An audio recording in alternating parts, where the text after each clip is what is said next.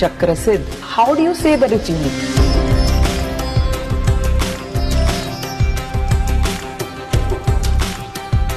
Is it a secret formula?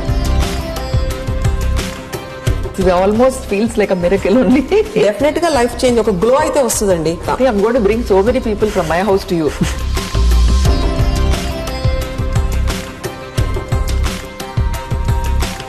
You're not medicating, and in 3 minutes you will know what is wrong with me.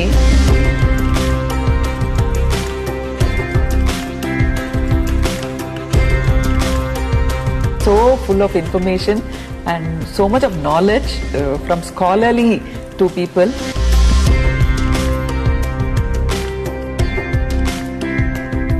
Beautiful experience.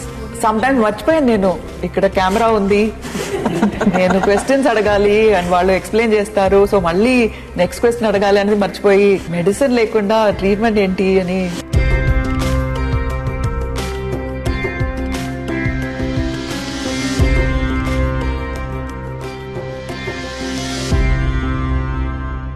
Hello Shankar గారు. Hello doctor సత్య సింధుజ గారు. నమస్తే అండి. మీ పేరే నాకు అదృష్టమైన ఒక పేరు. Because Sindhu, everybody knows me in all the 4 South Indian languages. They know me as Sindhu because of Sindhu Bhairavi. So I think your name has brought me so much of luck. Lovely, so nice, so nice. Very happy to meet you, both of you today. Thank you. But I have to tell you a secret, or what should I say, a lesson that I learned from my husband. After working so many years in the film industry, doing something whatever we could do, one day we were sitting quietly and we were talking about what more can we do in life. Okay.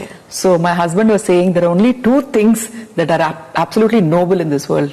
The first one is to cure and treat others.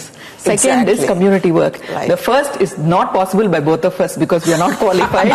We cannot cure anybody. We cannot take away anybody's pain. In another sense, we can say it is like serving humanity. Yes. To serve people. Yes. When we do something, output really from the heart, if you get connected to the work what we do, it will be helping to more people. It's the loveliest, wonderful work. Okay. So both of you are doing something that Mani Ratnam and I cannot do. So we chose the other one, which is community work. We started a NGO. Course, yeah. But I'm so happy about whatever you're doing, Right. in your line of work, which is very unusual from Exactly. the medical sciences and medical history itself. Right, exactly. For example, my sister is a doctor, my brother-in-law is a doctor. But they have their own pains, they have their own illnesses, Of course. for which I think they don't even know where to find the answers because from. each system will be having its own limits. The way how we understand the body and mind, it is the biggest, largest subject. And it is like universe should teach us.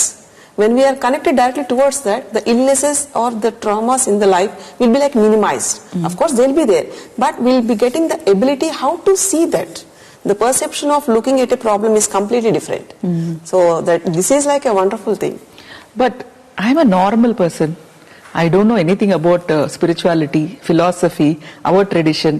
For me, there is a headache, my nose is running, and I have fever, and I'm worried. So I'm used to going and seeing a doctor, and he'll give me injection or some medication or one bottle which I have to have, and I won't even finish the antibiotic, but I still want to get better. So I'm a normal patient. So for a normal patient like me, who's unaware of all the philosophy of Indian medicine itself, how would you explain? It is like the way of life, how we are like transforming in this fastness. Even the trigger points also will be raised as it is. But if you get connected in your childhood, might be, see, this cold, cough, it is like a general phenomena of any human body. It will be having its own time. And we should not suppress it by giving some injections or some pills. Understand that it is like a discomfort for our routine. That doesn't mean that it will stay long lasting. So if we give that breathing time, it was saying like body needs some rest, where you have to be, like having some vapor, some rest, some sleep. So by practicing all these things, you can be out of that. Okay, for example, see, I am somebody who's only aware of my doctor who's in the corner of the street. Right. So I go to him. As I grow up, somebody tells me you should do Ayurveda, it is better. Your system will be much better. Pumping so much of antibiotic, after some time antibiotic don't work. Can't function, yeah, they don't of work course. at all. So I go to Ayurveda. From there, how do I come to a treatment like yours, which is Siddha? Right. So first of all, going to some other doctor, in your personality, a doctor healing personality also will be there. We should recognize that first. Say suppose if you have like any cold, what you'll do? You want to take some hot will be 10 lakhs, so some hot water will be like much acceptable. But here the thing is, we are not giving sufficient time for the body to understand to the mind. So it was what it is saying, the intuition, we should go by that. If it is done fast, like immediately you are going out, say suppose it is an emergency, okay, understood that, we can have some supplement. But body itself is having that healing capacity. We are forgetting that thing. We are not educated how it should train out, or else what is the command the body was giving, what is like the state of the mind at that particular point. In this mechanical busy world, we are not giving sufficient peaceful time for the mind and body. In our routine, we are missing lots of things. Whatever like the energy supplements we should get naturally from the environment, we are not getting all that. We are not giving priority for all that. Sitting calmly without any thought is impossible for anyone. But that is possible if it is like a regular habit. So when we need an emergency, so many systems are there. But human body itself is having its own healing system. We are not bothered about that. There the triggering point will be always coming, where we can't able to find a solution and we are searching outside. It is everything within you. Okay. And if at all cold is there, if at all discomfort is there, just relax. Relaxing is one of the things where you can have sufficient air, where you can have sufficient hot water. So many things are there naturally. And our house, our kitchens are the best things to solve for lot many diseases. I know, that is what I was trying to ask you. My grandmother would give me a kashayam if my throat is not all right. If I have a headache, she will make some herbal paste and put it on my head. And even during fever, they'll put something on your, something like that. So where is all this gone? Because I'm a grandmother today. Right. I'm 60 years old. Soon I'll be a grandmother. I know nothing. Because we are not concentrating on that, right? See, kitchen itself will be showing so many things. If you take regular rasam, that even that kapham in the throat, that phlegm will be thrown out naturally. And it is habituated like a generic food for us. And when we adopt like the Western culture on like fast foods, see, for cooking also, it needs a bit time to get like some complete nutrients should be absorbed by the body cells. We are not doing that. So that is like we forgot how to cook, what to eat, how to sleep, how to maintain posture, how to be aligned with yourself and with the environment. So that alignment got disturbed. And we are working in the all unnecessary another levels, which is like no point at all. So can we start from the very beginning? Right. So from where do we start? There is a family and there are children. There are, father and mother and grandparents, right, and brothers and sisters. So in that family, well-being and looking after their health, how do you explain it? How do you start? From where will you start, Doctor? Being with them like united family itself is a healthy point, first thing. And the thought, how they are like, by looking at them, by observing them, we'll be learning lots of things. It is not like an educational institute or coach, like this should be done, this should not. It is not like that. Okay. So being in the process itself is only the solution. It's not like you should do this, you should do this, you should get up. Not like that. Getting up early and praising the sun salutation itself is the starting day. And at 11:30 we are saying good morning. Come on, it's not right. Sometimes 3 o'clock. 3 o'clock also. 3 o'clock. And midnight, 1 o'clock, 2 o'clock.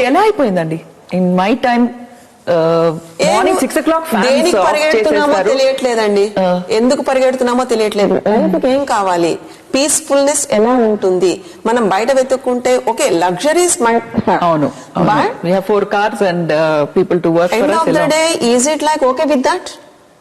కాదు కదా, మళ్ళీ ఇంకోటి ఏదో కావాల్సి వస్తుంది. కావాల్సినది physical abilities and emotional. అంటే ఏది లేకపోయినా దేని గురించి మనం ఉద్ధరింపబడాలో అది తెలియడం అనేది ఇంపార్టెంట్. సో హెల్త్ అనేది ఎందుకు కావాలి, ఎలాంటి సిచ్యువేషన్ వచ్చినా కానీ ఎస్ యు ఆర్ రెడీ అనే లెవెల్లో బాడీని మైండ్ని ప్రిపేర్ చేయడం అనేది హెల్త్ రిలేటెడ్. అండ్ ఒక సార్ట్ ఆఫ్ లైక్ డిసిప్లిన్. ఇలా అన్ని కాకుండా ఈ రోజు చద్దనం అంటే చాలా గొప్పగా వింతగా చెప్తారండి, ప్రోబయాటిక్స్ అని చెప్తున్నారు. కానీ 10 గంటలకి పొలం పనులు చేసుకోవడానికి 10 గంటలకు చద్దనం తిని వెళ్ళిన వాడు సాయంత్రం 6 పొద్దుగుకేటప్పటికల్లా వచ్చే వాళ్ళ రోగాలు చూడండి ఎలా ఉంటుందో. And see that life style. ఎక్కడ అబ్జర్వెన్స్ ఉంటుందో అక్కడ సైలెన్స్, అంటే silence itself is a language. ఈ రోజుల్లో ఒక రూమ్ లో ఇంకో రూమ్ ఉంటే మాట్లాడుకోవడమే ఉండట్లేదండి. అదే ఒక సైలెంట్ అనుకుంటున్నారు. సైలెన్స్ అంటే అబ్జర్వ్ చేస్తూ ఆకలింపు చేసుకోవడం. వినడానికి అంటే హియరింగ్ కి లిజనింగ్ కి వాట్ ఇస్ ద డిఫరెన్స్? వినడం అంటే వింటున్నాం అంతే. ఆచరించేలాగా ఉండాలి. ఒక మాట చెప్తే మంత్రంలా వెళ్ళాలి.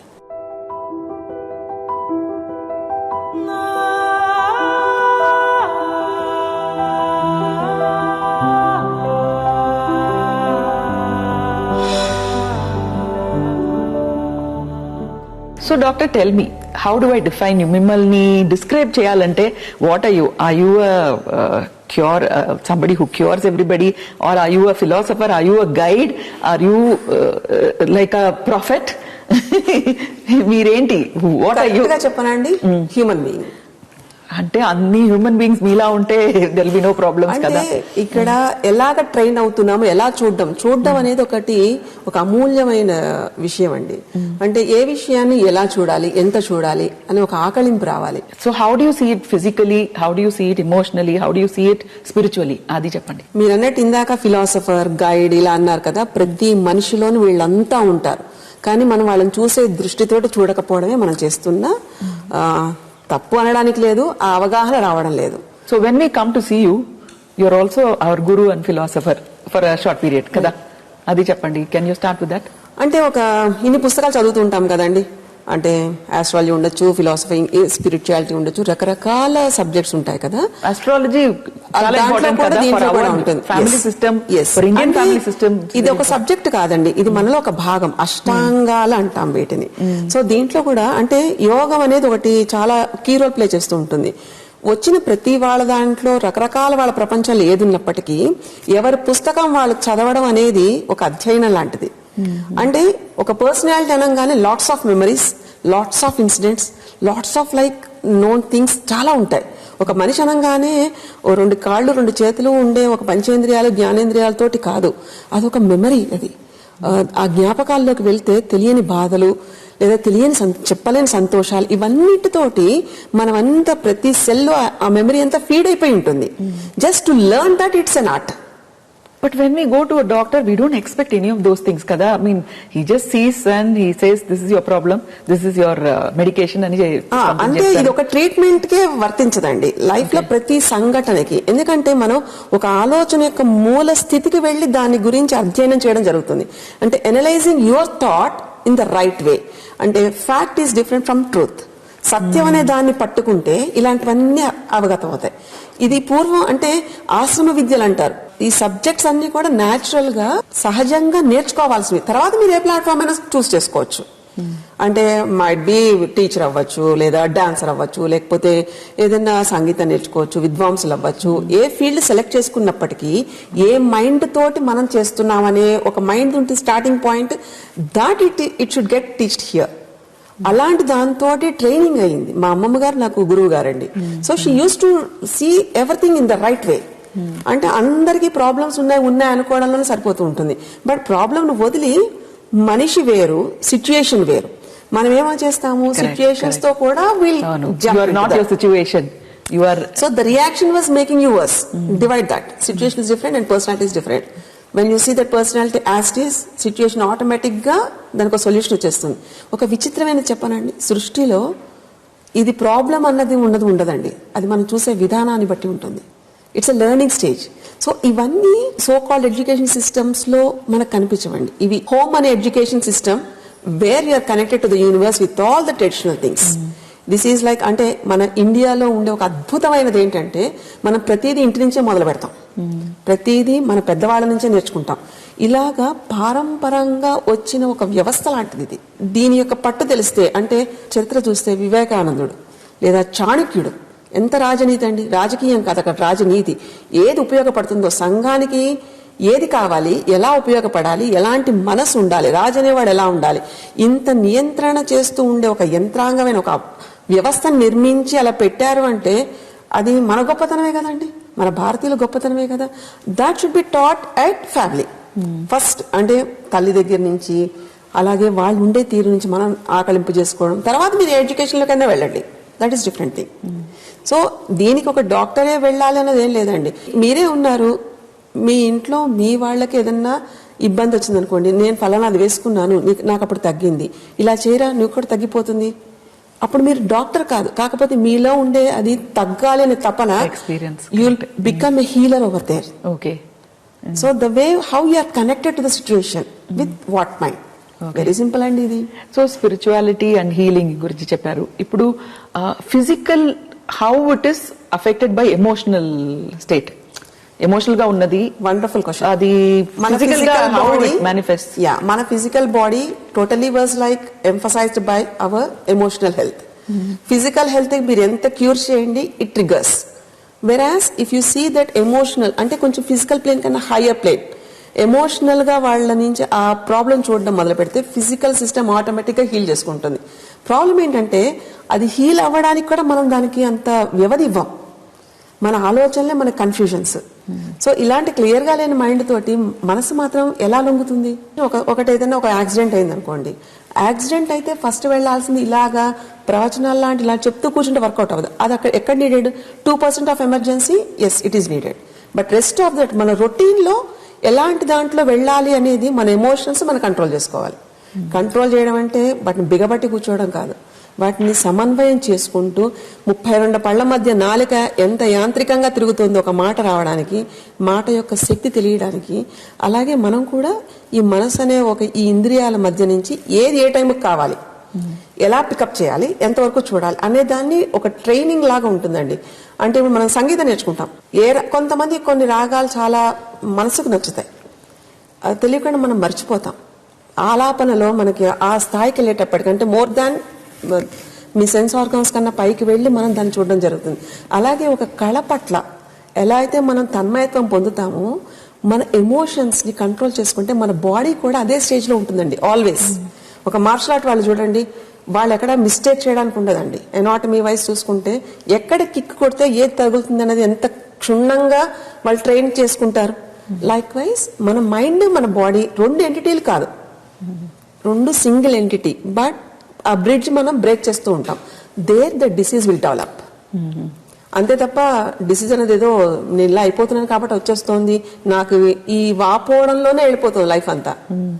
వచ్చినప్పుడు how you should be alert with that. ఒక మెంటర్ అనేవాడు ఉంటాడు మనలో. ఆ మెంటర్ మనకి తెలియక మన జీన్ ఇన్ఫర్మేషన్ ప్రకారం మన పూర్వీకులు మన మెంటర్స్ అండి. So they will be training you వంశపారంపర్యంగా అని చెప్తూ ఉంటాం కదా కొన్ని లక్షణాలకి. ఒక ధైర్యం కానీ, లేకపోతే కొంతమంది చాలా డేర్ గా ఉంటారు. ఈ ఎమోషన్స్ అన్ని కూడా కొంచెం దూకుడు ఎక్కువగా ఉంటుంది, తగ్గాలి కొంచెం, ఎక్కడ ఏది తెలియాలనేది ఒక ప్రాక్టీస్ మీద అలవాటు అవుతుంది. ప్రతి వాళ్ళలో ఉంటాయండి క్వాలిటీస్ అన్ని. కాకపోతే మనం ఈ ఎడ్యుకేషన్ దాంట్లో ఇవి మర్చిపోతున్నాం అంతే. పొద్దున్న లేవగానే పరిగెట్టడమే సరిపోతూ ఉంటుంది.